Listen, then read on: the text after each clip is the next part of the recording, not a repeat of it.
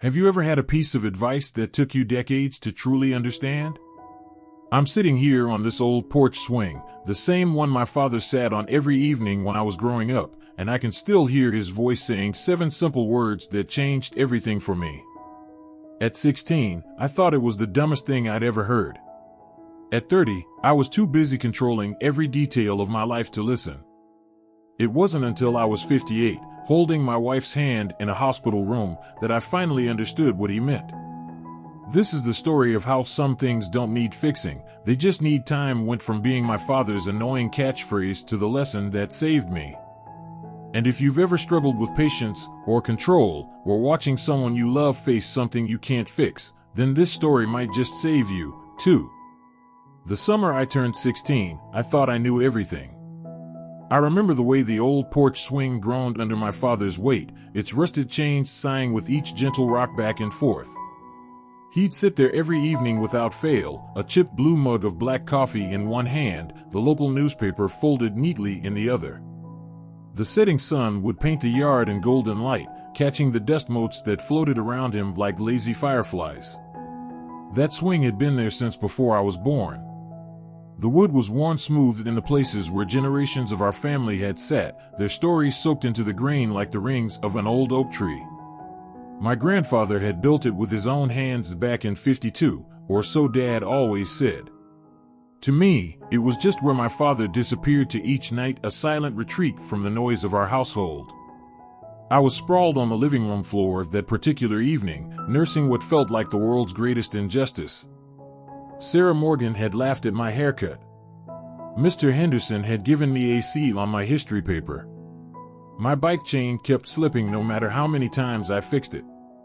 The universe, in short, was conspiring against me. Through the screen door, I could see Dad's silhouette against the fading light. The rhythmic squeak of the swing chains grated on my already frayed nerves. Didn't he hear how annoying that sound was? Couldn't he at least oil the damn thing? With a dramatic sigh that would have made my drama teacher proud, I shoved myself up from the floor and stomped onto the porch. The wooden boards creaked under my weight, but Dad didn't turn around.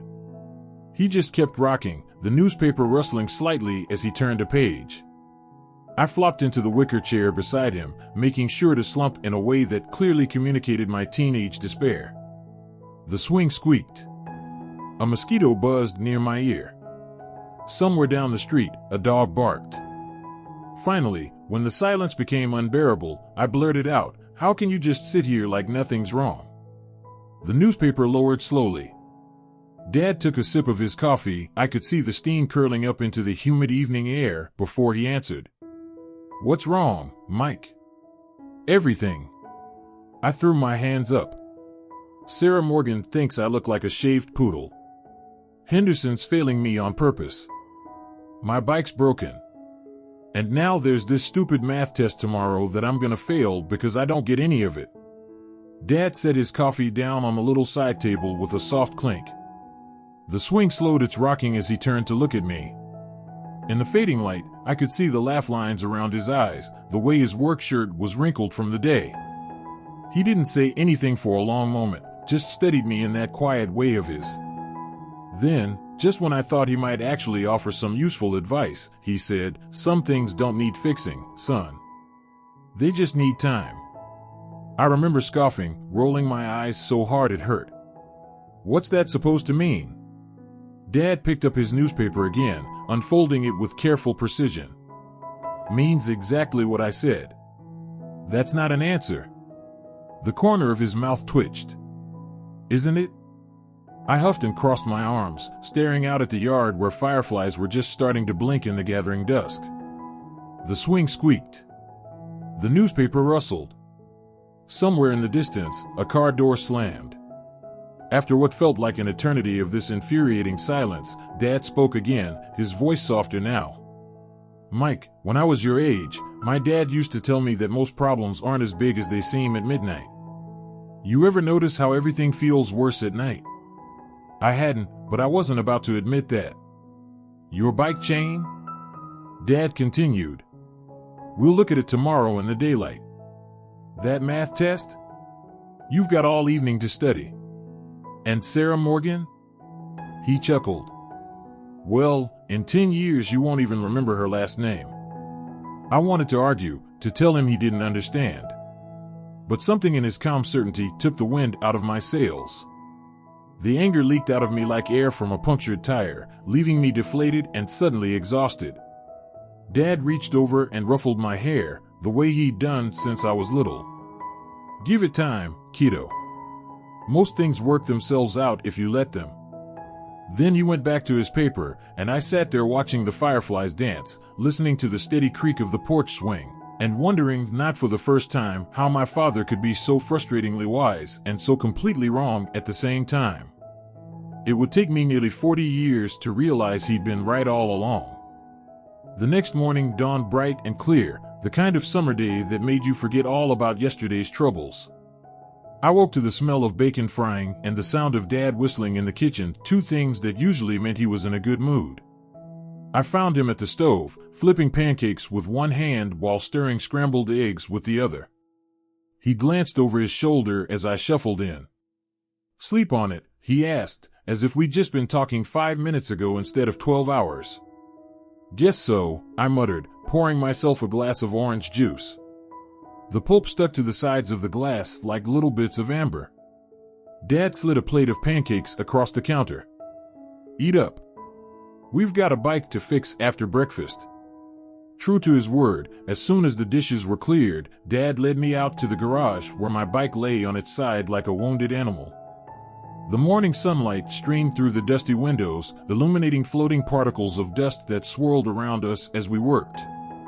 Hand me that wrench, Dad said, pointing to the toolbox. His hands, rough from years of work at the factory, moved with surprising delicacy as he adjusted the chain tensioner. I watched as he patiently cleaned each link, his brow furrowed in concentration. You know, he said after a while, this isn't much different from life. I rolled my eyes. Here we go again. But Dad just chuckled and kept working. No, really.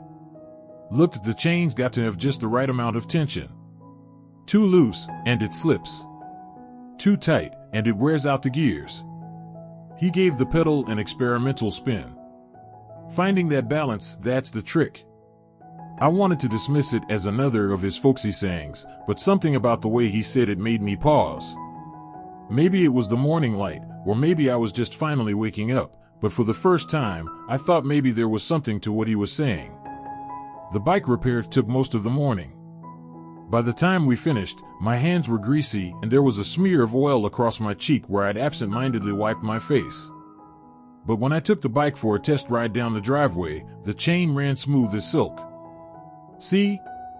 Dad called after me as I pedaled past. Sometimes you just need to step away and come back with fresh eyes. I rode circles in the driveway, the wind rushing past my ears, the previous night's drama already feeling like something that had happened to someone else. Sarah Morgan's opinion of my haircut suddenly didn't seem so important. Even the looming math test felt less terrifying. That afternoon, I actually sat down with my algebra book.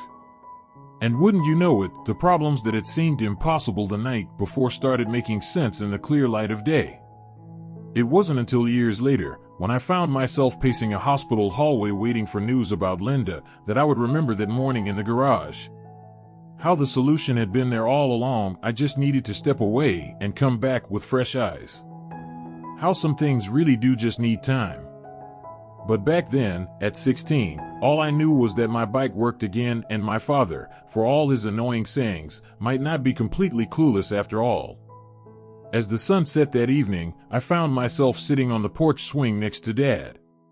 The chain still squeaked, but the sound didn't bother me so much anymore. We sat in comfortable silence, watching the fireflies come out, each of us lost in our own thoughts. Dad handed me a mug of hot chocolate, his peace offering after our argument the night before. I took it gratefully, the warmth seeping into my fingers. We didn't talk about life lessons or philosophy. We just sat there, two guys enjoying a summer evening, the swing moving gently back and forth. And for that moment, at least, everything really was okay. Chapter 2, The Illusion of Control. The years after that summer blurred together: high school graduation, college, my first job, marriage to Linda. Life moved fast, and with each passing year, I grew more confident in my ability to shape it. By 30, I had a system for everything: color-coded calendars, 5-year plans, spreadsheets tracking our savings down to the penny. I called it being responsible. My father called it something else. Thanksgiving, 1998. The smell of roasting turkey filled Linda's and my first house as Dad settled into our kitchen chair, watching me scramble between the stove, the timer, and my meticulously typed schedule taped to the fridge. "Mike," he said finally, stirring his coffee, "the potatoes aren't going to revolt if they boil an extra 3 minutes." "I just want everything to be perfect," I muttered, adjusting the oven temperature for the 5th time. Dad leaned back, the chair creaking under him like that old porch swing. "Perfect's overrated. Life's more interesting when it's a little messy." I didn't listen. The promotion that never came. I'd spent 2 years angling for a management position at the firm, late nights, skipped vacations, a dog-eared copy of 7 Habits of Highly Effective People on my nightstand. When they gave the job to Henderson's nephew, yes, that Henderson from high school, I came home shaking with rage. "It's not fair." I slammed my briefcase down hard enough to make Linda jump. I did everything right. Linda, 8 months pregnant with our first, rubbed her belly absently. "Maybe it's not about right or wrong," she said softly. "Maybe it's just not your path." I stared at her. "What does that even mean?" She didn't answer. Just handed me a sonogram photo, tiny fingers, a nose that looked just like hers, and suddenly the promotion didn't seem so important. The night everything changed. The hospital waiting room smelled like antiseptic and bad coffee. Somewhere down the hall, a machine beeped steadily. "Stage 3, the doctor had said. I gripped Linda's hand too tight as they explained treatment options, my mind racing with schedules, second opinions, clinical trials, as if I could spreadsheet my way out of this. Later, alone in the parking lot, I screamed until my throat burned. Then my phone buzzed, a text from Dad. "Coming up on the first flight. Don't worry about picking me up. Just tell Linda I love her." Simple.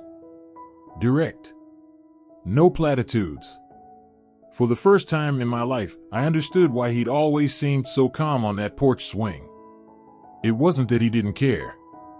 It was that he knew some storms can't be outrun, only weathered. The hospital corridor stretched before me like a runway, its fluorescent lights buzzing like angry insects.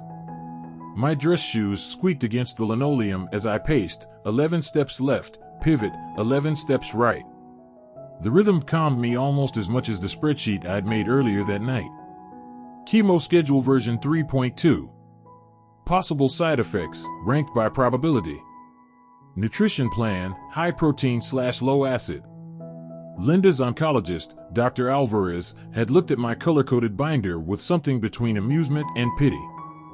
"Mr. Callahan," she'd said gently, "medicine isn't mathematics." The vending machine at the end of the hall hummed to life as I fed it another $1. The Snickers bar dropped with a thud I felt in my teeth. I hadn't eaten since lunch, but the thought of food turned my stomach. "You're going to wear a hole in that floor." Dad's voice startled me. He stood by the elevator in his old brown jacket, a duffel bag slung over one shoulder. The fluorescent lights made the new lines around his eyes look deeper. "When did you?" "Just got in." He set the bag down carefully. "How is she?" I opened my mouth to rattle off the latest vitals, the white blood cell count, the oncologist's prognosis, all the numbers I'd memorized like they were a lifeline. Instead, my throat closed like a fist. Dad waited. The vending machine hummed again. Somewhere, a phone rang. Finally, I managed, "They're starting chemo tomorrow." Dad nodded, looking down the hall toward Linda's room. "She's tough. Like her mother." "That's not." I crushed the unopened Snickers bar in my hand. "What if the numbers are wrong? What if the treatment plan?" "Mike." Dad put a hand on my shoulder. His palm felt warm through my shirt. You remember when you were 9 and broke your arm at Little League? I blinked. What does that have to do with? You kept asking the doctor how many minutes until the cast came off. Like there was some exact number that would make it better. He squeezed my shoulder. Some things can't be scheduled, son. A nurse wheeled a medication cart past us, its wheels squeaking in the same rhythm as that damned porch swing. Dad reached into his jacket pocket and pulled out a small, wrapped box. Brought something for Linda. I unwrapped it numbly. Inside was one of Mom's old porcelain teacups, the one with violets painted along the rim. The one she'd always used when she had a cold. It's not a treatment plan, Dad said quietly. But it might help more than your spreadsheets. The cup was warm in my hands, its curve fitting perfectly against my palms. For the first time since the diagnosis, I felt my shoulders drop. Down the hall, Linda's laughter floated through the open door of her room. Dad tilted his head toward the sound. Come on. She's been waiting for you. And just like that summer when I was 16, I followed him, this time not to a bike repair in the garage, but to the one place I'd been too scared to go without my armor of numbers and plans. To sit. To wait. To trust. Chapter 3, The Lesson Unfolds. The chemo room smelled like rubbing alcohol and peppermint. Linda said the nurses kept candy canes in their pockets to cover the metallic tang that clung to everything. I sat beside her in the stiff recliner, watching the slow drip of clear liquid snake its way through the 4-tube into her arm. You're staring at it again, Linda murmured, her eyes closed. Sorry. I forced my gaze away from the pump's digital display, the one counting down the minutes until this round would be over. 1:27 to go. Read to me? She gestured to the book in my lap, its spine cracked from being carried back and forth to appointments. I opened to where we'd left off, but the words blurred. The numbers kept pulling me back, 127 minutes. 8,820 seconds. I could almost hear the tick of some invisible clock. Then Linda's hand covered mine, her wedding band cool against my skin. Mike. Breathe. The waiting game. Weeks bled into months. I learned the rhythms of the cancer ward, the way the morning shift nurses hummed show tunes while taking vitals, how the afternoon sunlight made patterns on the floor that looked like jigsaw pieces. One Thursday, as Linda nosedived into a post-treatment nap, I found Dad in the family lounge building a house of cards on the coffee table. Shouldn't you be at work? I slumped into the chair across from him. Took a leave. He didn't look up as he balanced a queen of hearts between 2 sixes. Your mother would have, the tower collapsed. He sighed. Well, she'd know what to say right now. I picked up the scattered cards. I keep thinking if I can just control one thing, the med schedule, her protein intake. You ever watch maple seeds fall? Dad interrupted. I blinked. What? Those little helicopter things. He demonstrated with his hands. Kids throw them in the air, watch them spin down. You know why they spiral like that? Dad.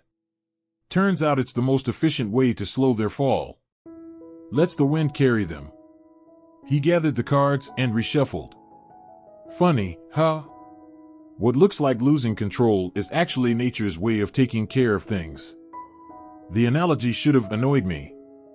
Instead, I found myself thinking about Linda's hair, how she'd laughed through tears when it first came out in clumps, how she'd made me help her shave the rest, how the sunlight caught the new fuzz growing back last week. The gift of presence. The turning point came on a rainy April afternoon. Linda was midway through her 6th cycle when she woke from a nap to find me hunched over my laptop, frantically cross-referencing clinical trials. Mike. Her voice was hoarse from sleep. Come here. When I didn't move immediately, she patted the bed with surprising force. Now. I set the laptop aside and perched on the edge of the mattress. Linda reached up, her arms thinner now, the veins more prominent, and cupped my face. You're missing it, she whispered. Missing what? This. She guided my hand to her chest, where her heartbeat thumped steady under my palm. Right now. However long we get, I don't want to spend it watching you try to outrun grief. The truth hit like a sucker punch, and my frenzy to fix things, I'd forgotten how to simply be there. That night, I left the spreadsheets untouched and crawled into bed beside her. We lay face to face in the dark, sharing one pillow like we had when we were newlyweds in that studio apartment. Her breath smelled like the mint tea she'd been drinking to settle her stomach. "Remember our first date?" she murmured. "When you spilled wine all over your shirt and tried to blame the waiter?" I snorted. "You knew? Mike. You were wearing white." We laughed until she winced and had to hold her port.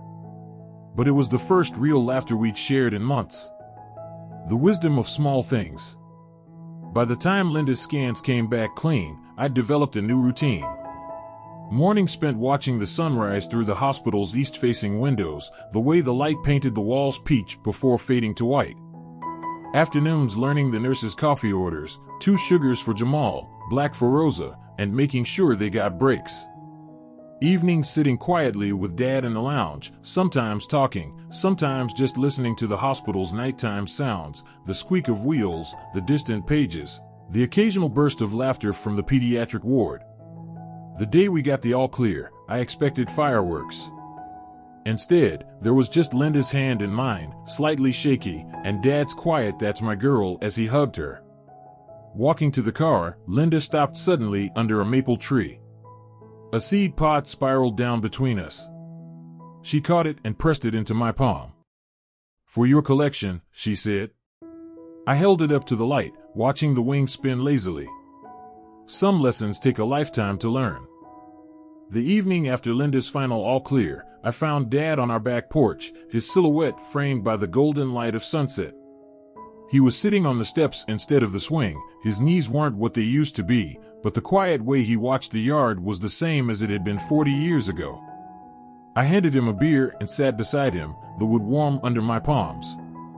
The cicadas hummed in the trees, and somewhere down the street, a sprinkler hissed. For a long time, we just drank in silence. Finally, Dad spoke. "You know what I thought about the most while Linda was sick?" I braced myself for wisdom, some grand revelation. "That summer you turned 13, he said, "when you tried to build that treehouse." I blinked. "What?" "You were so damn determined to do it alone.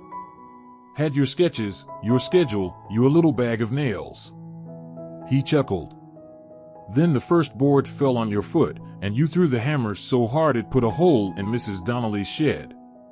I groaned. "I forgot about that. You wouldn't let me help for weeks. Not until it started raining and your plywood roof leaked like a sieve." He took a slow sip of beer. "Funny thing is, by the time you asked, half the wood was warped. We had to start over anyway." The memory came back sharp and clear, the frustration, the splinters, the way Dad had quietly handed me a new plank without saying "I told you so." "You're saying I should have asked for help sooner with Linda," I said. Dad shrugged. "I'm saying sometimes the asking is the building." A firefly blinked near the porch steps. We watched it rise and disappear into the dusk. "You were right, you know," I said after a while. "Back when I was 16. About time fixing things." Dad snorted. "Hell, I was just repeating what my dad used to say. Took me till I was 50 to believe it." He nudged my shoulder with his. "But you're a quick study. Only took you, what, 40 years?" I laughed, and it felt good, clean and light in a way I hadn't realized I'd missed. "Thanks," I said, "for being here." Dad drained the last of his beer and stood, his knees popping. Where else would I be? As he walked inside, I stayed on the steps, listening to the night settle around me. The treehouse had lasted until college, I remembered. Linda and I had our first kiss in it. Maybe some things were worth rebuilding. Epilogue, the swing now. The chain still squeak. After all these years, through repainted porches and replaced floorboards, through grandchildren's sticky fingers and 100 coats of varnish, that old swing still sings the same rusty song. I lower myself onto it now, the wood smoothed beneath my palms. The morning air smells like cut grass and coffee. Somewhere down the street, a lawnmower growls to life. My granddaughter, Lily, barrels through the screen door, her pigtails bouncing. "Papa, push me." "Thought you were too old for swings," I tease, but I'm already bracing my foot against the porch to set us in motion. She scrambles up beside me, all elbows and knees at 7 years old. "Not this one." The swing groans under our combined weight, just like it did when I was a boy. Lily kicks her legs, sending us higher. "You know your great-grandpa built this?" I say. She nods, impatient with a story she's heard before. "With his bare hands." Wind rushes past as we glide forward. For a moment, we're suspended, weightless, before gravity pulls us back. Lily tilts her head. "Why's it sound like that?" "Like what, kiddo?" "Like..." She screws up her face, searching for the word. "Like it's talking." I smile. Maybe she understands more than I thought. Inside, Linda hums off-key as she scrambles eggs. The kitchen windows open, letting the smell of bacon drift out.